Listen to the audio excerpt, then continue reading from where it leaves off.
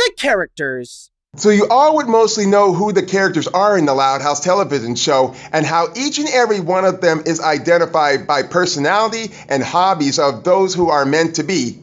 In terms of the movie, however, that really doesn't show it as much as the show did with these characters. Mostly everybody comes off as shallow and selfish in this feature.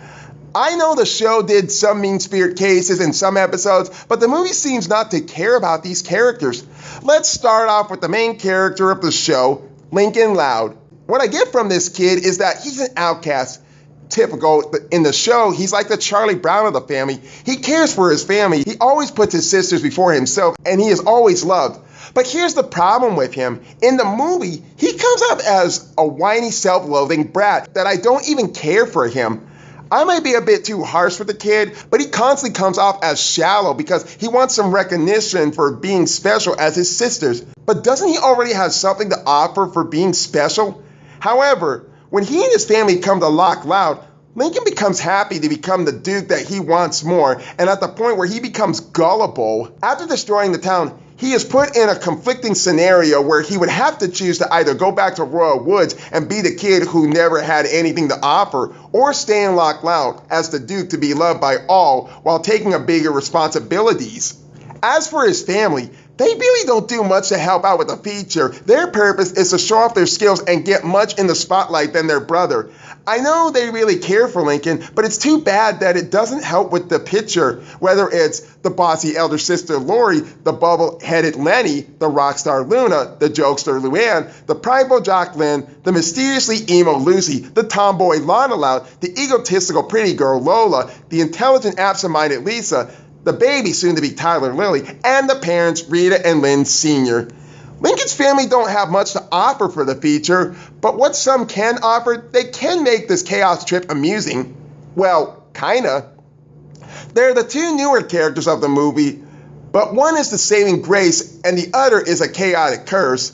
The saving grace goes to Angus, the kind groundskeeper of Lock Loud who has been supportive to the Louds ever since they lived in the castle. But when Lincoln and his family showed up, he allowed them to stay in the castle and have Lincoln be the Duke of Lock Loud. In fact, I could say Angus is a better father figure to Lincoln because there's so much heart put into this character to show that he cares a lot, especially with a great voice performance by David Tennant. Wow, blow my bagpipes. And then there's Morag, the villain of the movie. First off, look at the size of her rear. That has got to be the biggest animated female butt I have ever seen, regardless of gender. Seriously, I had to do some measurements with her, and I can confirm that her body is approximately 80% ass thickness, and considering that how hard many guys would be to look at her and have no idea what animators were thinking about making her this way, and considering that she has no regards of working out her legs, the woman is built like a letter L. A fat letter L. And you know, personally, the more I think about why she did actually get breast implants, the more I think those implants actually shrunk down someplace else and made something else more ginormous. But Morag's motivation is kind of dumb. All it is to have peace and quiet at Lock Loud. I mean, really, this is supposed to be the real motivation for someone who's supposed to be the villain? But she is willing to get rid of the Louds, even if it means ruining Lincoln's chance to shine. And also, there is a bit something dark about Lincoln and Morag of what they have in common, and that they both just want something that they always wanted to be, with Lincoln wanting to be noticed by everybody and Morag wanting to be noticed as the Duchess. Even with all the flaws I mentioned, there is one thing that works for Morag, and that is Michelle Gomez. She does give the character a deliciously evil performance, even in song.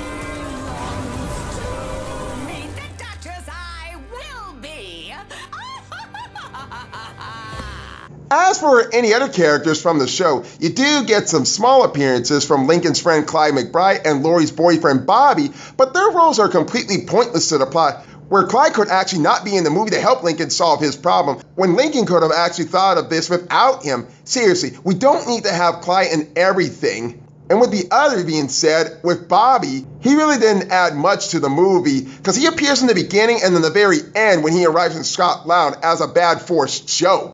While Angus stands out to be the more better and supportive roles, it's not enough for the rest of the cast to deliver a headache than enjoyment.